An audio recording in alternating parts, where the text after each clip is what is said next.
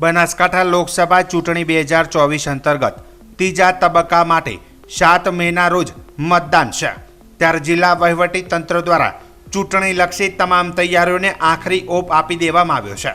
બનાસકાંઠા લોકસભા સંસદીય મતદાર વિસ્તારમાં સમાવિષ્ટ તમામ 9 વિધાનસભા મતદાર વિભાગના 2558 બૂથો પર 6 મેના રોજ ઈવીએમ, વીવીપેટ મશીન અને અન્ય સામગ્રીની ફાળવણી હાથ ધરવામાં આવી હતી। પાલનપુર વિધાનસભા ક્ષેત્ર માટે જગાણા સ્થિત એન્જિનિયરિંગ કોલેજ ખાતે ઈવીએમ, વીવીપેટ મશીન રાખવાની વ્યવસ્થા ઊભી કરવામાં આવી હતી।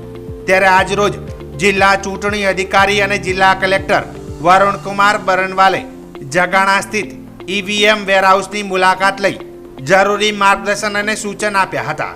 તેમજ ચૂંટણી પ્રક્રિયામાં રોકાયેલા તમામ સ્ટાફને લોકશાહીના પર્વની શુભકામનાઓ પાઠવી હતી। જિલ્લા ચૂંટણી અધિકારી અને જિલ્લા કલેક્ટર વરુણકુમાર બરનવાલે જણાવ્યું હતું કે લોકસભા સામાન્ય ચૂંટણી માટે તંત્ર દ્વારા તમામ પ્રકારની વ્યવસ્થાઓ અને તૈયારીઓ પૂર્ણ કરી દેવાઈ છે।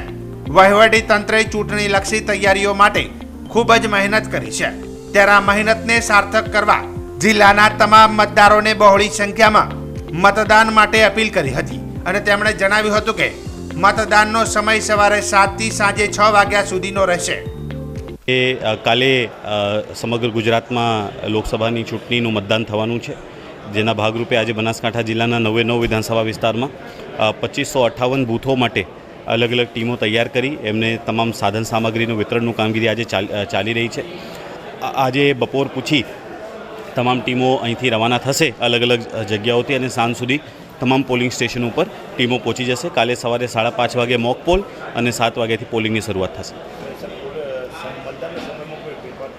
નહીં, મતદાનના સમયમાં કોઈ ફેરફાર નથી। સવારે 7 વાગે મતદાન શરૂ થઈ સાંજે 6 વાગે પૂરું થશે અને નિયમ અનુસાર 6 વાગે જેટલા લોકો લાઇનમાં ઊભા રહે એ બધા લોકોનું મતદાન કરીને મતદાનની કામગીરી પૂર્ણ થશે।